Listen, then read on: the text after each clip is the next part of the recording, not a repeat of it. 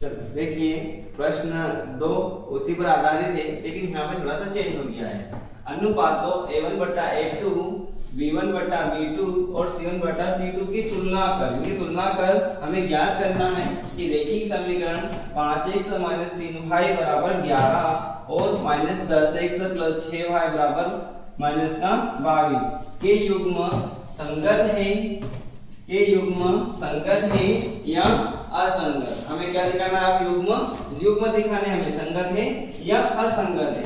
हल करते हैं। तो पहले समीकरण दिए हम बता दूं। तो समीकरण दिया है 5x - 3y बराबर 11। ठीक है, ये पहला समीकरण था, इसलिए हम इसको नंबर 1 दे देंगे। एक समीकरण एक। दूसरा समीकरण है -10x + 6y बराबर -22। ठीक है, इस दूसरा समीकरण, इसलिए इसको समीकरण 2 नाम दे देंगे। यहाँ पर एक बात हमेशा याद रखना कि जो हमारा समीकरण होता है x + by + c बराबर 0 होता है। तो यहाँ पे बराबर की साइड संख्या है, अचर पद में जो c का जो मान है वो बराबर की साइड है। तो अगर ये c वाला जो पद होता है अगर उस साइड हो, तो दोनों समीकरणों में अगर बराबर की साइड हो तो आपको इधर लाने की आवश्यकता नहीं है। हम ऐसे जो दिया है वैसे से उतार लेंगे। अगर ये दोनों में से एक भी अगर उधर है तो दोनों को बराबर के उस साइड करो या दोनों को बराबर के इस साइड करो, यानी कि इसको भी इस साइड करो और इसको भी इस साइड करो। दोनों बराबर होना चाहिए, या तो दोनों उस साइड होना चाहिए। ठीक है, तो हमने समीकरण की तुलना कर लेते हैं। तो समीकरण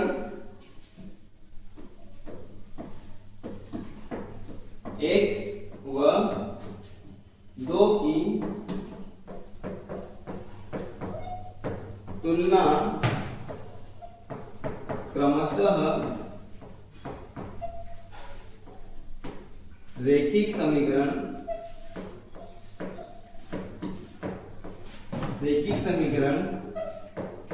a1x + b1y + c1 बराबर 0 और a2x + b2y + c2 बराबर 0 से करने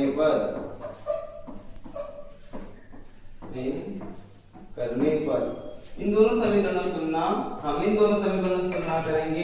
तो यहाँ पे 1 1 1 है, तो 1 वाले से तुलना कर लो इसकी। ठीक है, तो x के गुणा में क्या है? यहाँ पे a1 है, तो x से गुणा में जो पहले वाले में होगा वो क्या होगा? a1 का मान।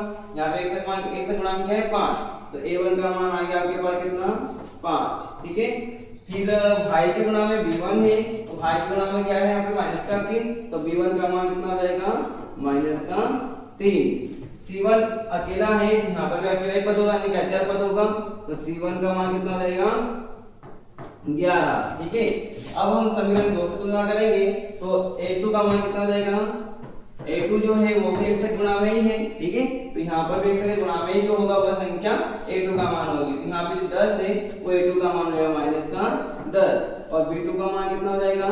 b2 का मान जो भाई के गुणा में है वो वाला। ठीक है, तो भाई के गुणा में क्या है? 6 है, तो b2 का मान आ गया 6।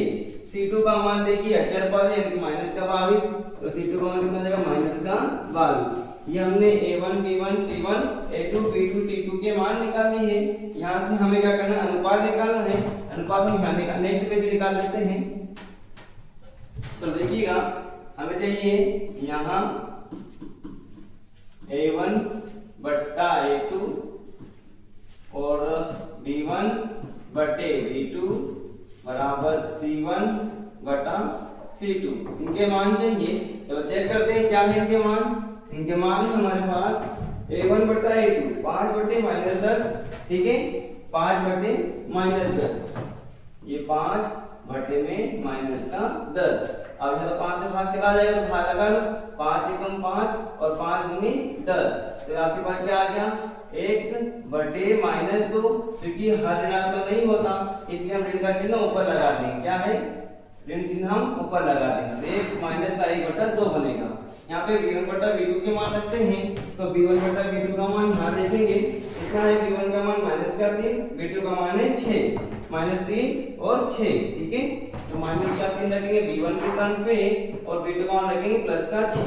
यहाँ पे 3 से भाग जा रहा है, 3 एकम 3 और 3 दूनी 6, तो कितना आ गया माइनस का 1/2।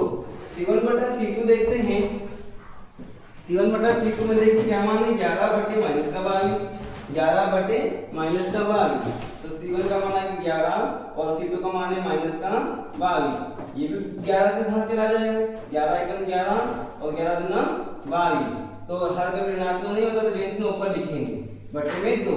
यहाँ देखिए सारे मान बराबर आ रहे हैं, इसलिए चूंकि A1 बटा A2 बराबर B1 बटा B2 बराबर C1 बटा C2, सारे मान बराबर हैं। और इस केस में युग्म कैसे होते हैं तो लिखेंगे, इसलिए यहाँ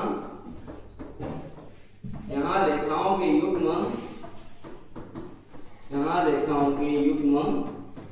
संगत होंगे। कैसे होंगे युग्म संगत होंगे, ये आपका आंसर, ये आपसे पूछा गया था, ठीक है।